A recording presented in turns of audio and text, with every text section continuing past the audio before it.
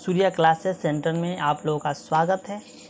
बच्चों, आज हम प्रश्नावली 3.3 का प्रश्न पहला का दूसरा क्वेश्चन को सोल्व कराने वाले हैं। बच्चों, इसको क्या करना है, इस सवाल को हमको प्रतिस्थापन विधि से सोल्व करना है और विलोपन विधि से भी सोल्व करना है। सोल्व करके हमको ये बताना है कि आप दोनों विधियों में से सबसे बेस्ट विधि आपको कौन लगा। ठीक, ऐसे तो बच्चों हमको दोनों विधि बेस्ट है, ठीक ना, कोई विधि ख़राब नहीं है। चाहे विलोपन विधि से सोल्व करिए या चाहे प्रतिस्थापन विधि से सोल्व करिए, ठीक है, दोनों विधि ठीक है, ठीक ना। चलिए बच्चों, हम पहला क्वेश्चन को पहले हम विलोपन विधि से सोल्व करते हैं। दिया है 3x प्लस के 4y बराबर के 10, ये पहला समीकरण है। दूसरा दिया है 2x और माइनस के 2y और बराबर के 2, क्या बच्चों, ये दूसरा समीकरण है। ठीक, तो इन दोनों समीकरणों को सबसे पहले हम क्या करेंगे बच्चों, इसको विलोपन विधि से सोल्व करेंगे। ठीक, तो विलोपन विधि से सोल्व करेंगे तो विलोपन विधि में क्या होता है बच्चों कि चाहे x वाले पद को बराबर करिए चाहे y वाला पद को बराबर करिए, दोनों में से किसी न किसी एक पद को बराबर होना अनिवार्य है। तो इसको नहीं छोड़िए, हम y वाला पद को बराबर करते हैं। कैसे, देखिए, यहाँ पे 4y दिया है, लेकिन यहाँ पे -2y दिया है। ठीक, अगर इस पूरे पद में हम 2 से गुणा कर देते हैं तो यहाँ से 4y नहीं मिल जाएगा, मिलेगा कि नहीं मिलेगा बच्चों, परफेक्ट मिल जाएगा। यहाँ से -2x क्योंकि यहाँ पे प्लस है तो यहाँ पे बच्चों हमको प्लस लाना है। देखिए कैसे, ध्यान से देखिए, अब इसको उतार लेते हैं, लिखेंगे यहाँ पे 3x अब प्लस के 4y बराबर के 10। इसको हम विलोपन विधि से सोल्व कर रहे हैं। क्या बच्चों, इसको विलोपन विधि से इस सवाल को सोल्व कर रहे हैं। इसमें दूनी के 4x माइनस प्लस 4y और दूनी के 4 माइनस के 4, ओके, नहीं हो गया। यहाँ से देखिए, आप साइन को चेंज करेंगे, क्या करेंगे, साइन को चेंज करेंगे। आप देखिए, तो माइनस प्लस प्लस क्या होता है, माइनस, प्लस प्लस माइनस, ये माइनस प्लस, इसको आप देखिए 4 में से x घटाएंगे तो कितना बचेगा, 4 में से 3x घटाएंगे तो कितना बचेगा, बताइए बताइए कितना बचेगा। बाबू यहाँ पे माइनस छोड़ दिए हैं, या माइनस से बचेगा प्लस हो जाए, क्योंकि यहाँ पे माइनस से गुणा किए ना, तो इसमें करेंगे तो माइनस चिन्ह उतरेगा। परफेक्ट बाबू, चिन्ह उतरेगा, उतरेगा कि नहीं उतरेगा, ध्यान दीजिए। तो 4 3 7 हो जाएगा, 7x हो जाएगा। ठीक, 7x हो जाएगा और बराबर, इसको कैंसिल कर देते हैं। अब 10 4 कितना होता है, 14 होता है। कितना होता है, 14। लिखेंगे x बराबर 14/7, 7 दूना के 14। ठीक है, तो x मान कितना आ गया, x मान आ गया 2, x मान आ गया 2। जब x का मान आ गया बच्चों, हमको y का भी मान निकालना है। तो क्या करेंगे कि x का मान उठाकर समीकरण 1 में रख देंगे तो हमारा y का मान निकल जाएगा। कैसे, देखिए, x का मान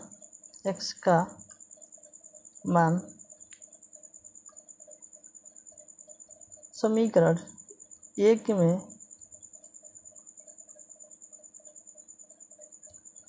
रखने पर समीकरण 1 क्या था हमारा, वो था बच्चों, हमको मिला था 3x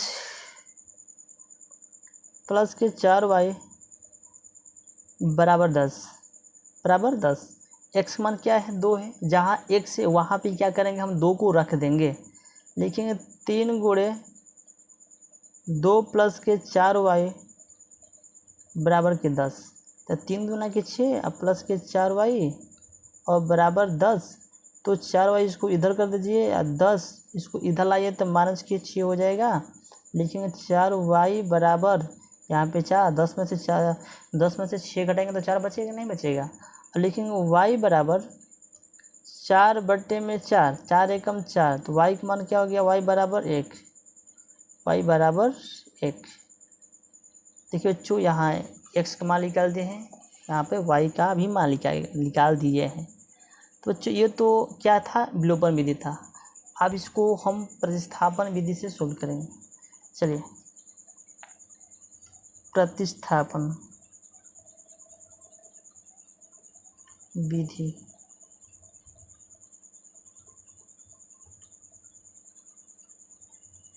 से पहला समीकरण क्या है, 3x अब प्लस के 4y और बराबर क्या है 10 है। ये आपका पहला समीकरण है। अब दिया है 2x माइनस के 2y बराबर 2। बच्चों यहाँ पे दूसरा समीकरण है। देखिए प्रतिस्थापन विधि में ये होता है, यहाँ से बच्चों यहाँ से पहला समीकरण का x का मान निकालेंगे और दूसरा समीकरण का x का मान निकालेंगे, ठीक ना। यही होता है बच्चों प्रतिस्थापन विधि में, x का मान आपको निकालना होता है। चल हम पहला समीकरण x का मान निकालते हैं। ध्यान दीजिए 3x, ये क्वेश्चन बहुत ईजी है, प्लस के 4y बराबर में 10 अब लिखेंगे x का मान निकालना है तो 3x हो गया बराबर में 10, इसको इधर माइनस के 4y, तो x बराबर हो गया 10 माइनस के 4y बटे में 3। ठीक, इसका नाम रख देंगे समीकरण नंबर 3। ठीक, अब इसको हल करते हैं। दूसरा को दिया है कि 2x माइनस के 2y बराबर 2, ठीक ना। अब इसको यहाँ पे भी x का मान निकालते हैं। लिखेंगे 2x बराबर 2, इधर लाएंगे तो प्लस के 2y हो जाएगा, तो लिख देंगे कि x बराबर 2 प्लस के 2y बराबर में 2। इसका नाम रख दें समीकरण नंबर 4। ठीक, इसके कारण बच्चों इसका नाम रख देंगे बच्चों हम समीकरण नंबर 4 रख देंगे। ठीक, इतना होने के बाद बच्चों अब हम आगे क्या करेंगे, ध्यान से देखिए। अब क्या करेंगे बच्चों कि समीकरण है जो समीकरण 3 है बच्चों, जो समीकरण 3 है इसका मान रख देंगे समीकरण 4 में, ठीक ना। यहाँ से अच्छी तरीके से x का मान निकल जाए। कैसे, ध्यान दीजिए। तो बच्चों यहाँ पे लिखेंगे कि समीकरण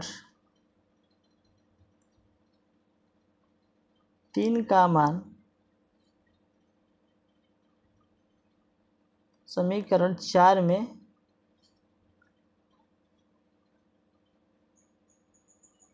रखने पर, ठीक। तो 4 क्या था बच्चों समीकरण हमारा, x बराबर 2 प्लस के 2y बटे में 2। ठीक, तो x का मान था हमारा 10 माइनस के 4y, इसके बटे में 3 था। यही था बच्चों हमारा x का मान। ठीक, इसको लिखेंगे 2 प्लस के 2y इसके बटे में 2। ठीक, इतना तो हो गया। अब बच्चों यहाँ पे क्या करेंगे, हम क्रॉस गुणा करेंगे। इस ऊपर वाला पद में हम 2 से गुणा करेंगे और इस वाला ऊपर पद में 3 से गुणा करेंगे। कहने की मतलब ये यहाँ पे क्रॉस गुणा करेंगे। ये अगर 10 में 2 से करेंगे तो 10 दूना की 20 हो जाएगा, माइनस के 4 दूना के 8 y बराबर, इसमें करें 3 दूना की 6 हो जाएगा, अब 3 दूना के 6 और 3 दूना के 6 y। इतना तो कर सकते हैं ना।